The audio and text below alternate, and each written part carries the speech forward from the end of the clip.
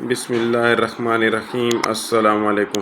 دودھ کے دانت جلدی کیوں سڑتے ہیں؟ بچوں کے دانتوں کو کس طرح بچائیں؟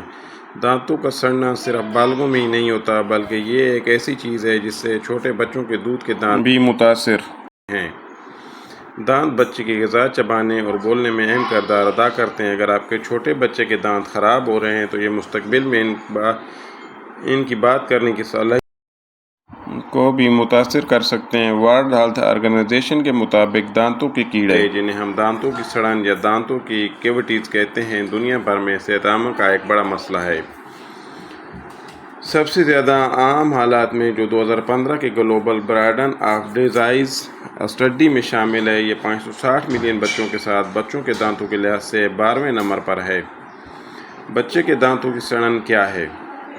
بچوں کے دانتوں کی خرابی میں بنیادی طور پر دانتوں میں سوراخ ایک طبی اصطلاح ہے۔ ماہرین کے مطابق کسی بھی عمر کے بچوں میں دانتوں کی کیویٹیز ہو سکتی ہے، لیکن وہ بالغ دانتوں مستقل دانتوں کے مقابلے میں بچوں کے دانتوں میں تیزی سے بنتے ہیں۔ جیسے ہی بچے کے دانت نکلنا شروع ہوتے ہیں، کیویٹیز نشوونما پانا شروع کر سکتی ہے، جو کہ عام طور پر 6 ماہ سے 1 سال کی عمر کے بچوں میں زیادہ ہوتے ہیں۔ بہت سی مائیں اپنے بچوں کو دودھ کی بوتل کے ساتھ بستر پر لٹا دیتی ہیں، جو کہ ایک اچھی عادت نہیں ہے، کیونکہ یہ دانتوں کی سڑن کا سبب بن سکتی ہے۔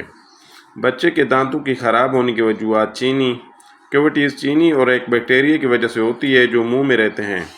ماہرین کا کہنا ہے کہ بیکٹیریا شوگر جو کھانے، مشروبات اور ماں کے دودھ میں پایا جاتا ہے کو ایک ایسڈ میں تبدیل کر دیتا ہے، جو دانتوں کی بیرونی پرت کو نقصان پہنچا سکتا ہے، اس کو کھا سکتا ہے۔ اس پرت کو اینیمل کہتے ہیں۔ پتلا اینیمل بچوں کے دانتوں کا اینیمل بڑوں کے مقابلے میں بہت پتلا ہوتا ہے، لہذا بیکٹیریا کے لیے ان میں کیویٹیز بنانا آسان ہوتا ہے۔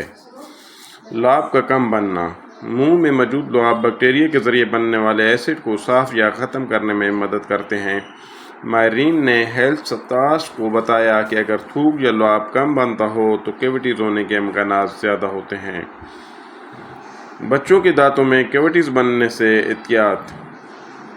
اپنے بچے کے دانتوں، مسوڑھوں اور زبان کو ہر دن کم از کم 2 بار صاف کریں۔ کھانا کھلانے کے بعد اور سونے کے وقت صاف گیلے کپڑے یا جراثیم کش روئی کا استعمال کریں۔ دوائیں دینے کے بعد اپنے بچے کے دانتوں اور مسوڑھوں کو صاف کریں، کیونکہ ان میں شوگر بھی ہوتی ہے۔ بوتل کا استعمال صرف کھانے کے وقت کے دوران کریں۔ اس بات کو یقینی بنائیں کہ دودھ کی بوتل کو